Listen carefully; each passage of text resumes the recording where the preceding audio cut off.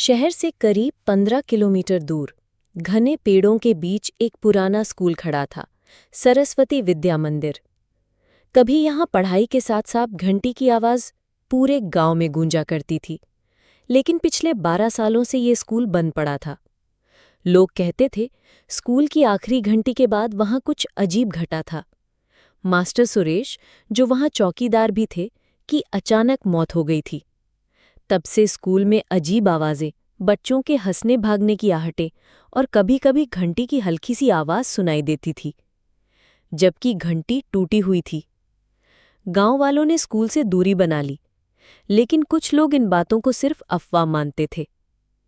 अनिकेत, 28 साल का एक पत्रकार जो भूत प्रेत की कहानियों को बेकार मानता था, गांव में एक अन्य रिपोर्टिंग के लिए आया था।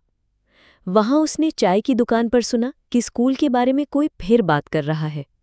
चाय वाले ने कहा, कल रात फिर किसी ने घंटी की आवाज़ सुनी। अनिकेत हंस पड़ा। भैया, ये सब अंधविश्वास है। टूटे फूटे स्कूल में आवाज़ें गूंजती हैं, हवा से खिड़कियां हिलती हैं और लोग समझते हैं भूत है। उसी वक्त बगल में बैठे बुजुर्ग रामलाल ने गहरी आवाज़ में कहा, बेटा, अब वहां मत जाना। जो लोग इसे झूठ कहते हैं उनके साथ ही हादसा होता है। रात 10 बजे कैमरा और रिकॉर्डिंग डिवाइस लेकर अनिकेत स्कूल पहुंचा। टूटी हुई खिड़कियां, जंग लगे गेट और चांदनी में लंबी लंबी परछाइयां। वो अंदर गया, हर कमरे में टॉर्च से रोशनी डाली। कुछ नहीं मिला। लेकिन ठीक 12 बजे उसे अपने रिकॉर्डर में एक हल्की सी ट्रिंग जैसी आवाज सुनाई दी। उसने इधर-उधर देखा, घंटी तो टूटी हुई थी। हंसते हुए उसने कहा, देखा, हवा से लटकता टुकड़ा टकराया होगा। लेकिन रिकॉर्डर पर आवाज साफ थी, बचाओ। अनिकेत का चेहरा थोड़ा बदल गया, पर वो खुद को संभालते हुए बोला, साउंड इंटरफेरेंस होगा। अगले दिन गांव में उसने इस आवाज के बारे में एक बुजुर्ग से पूछा।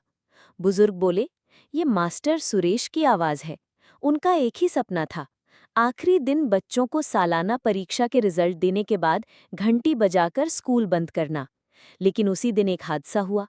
एक बच्चा कुएं में गिर गया। सुरेश उसे बचाने दौड़े और वहीं उनकी मौत हो गई।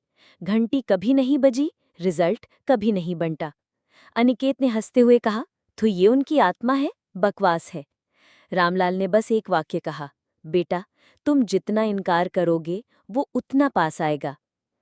अगली रात अनिकेत ने फिर स्कूल जाने का फैसला किया। जैसे ही उसने गेट पार किया, टॉर्च अपने आप बंद हो गई।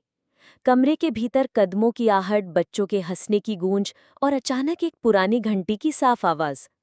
उसने रिकॉर्डर निकाला और बोला, अगर कोई है तो सामने आओ।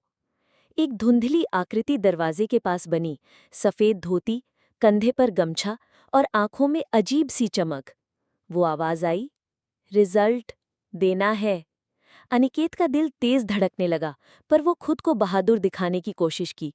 तुम सच में हो या दिमाग का खेल? तभी तेज हवा का झोंका आया, दरवाजा बंद हो गया और दीवार पर लटकी टूटी घंटी खुद हिलने लगी।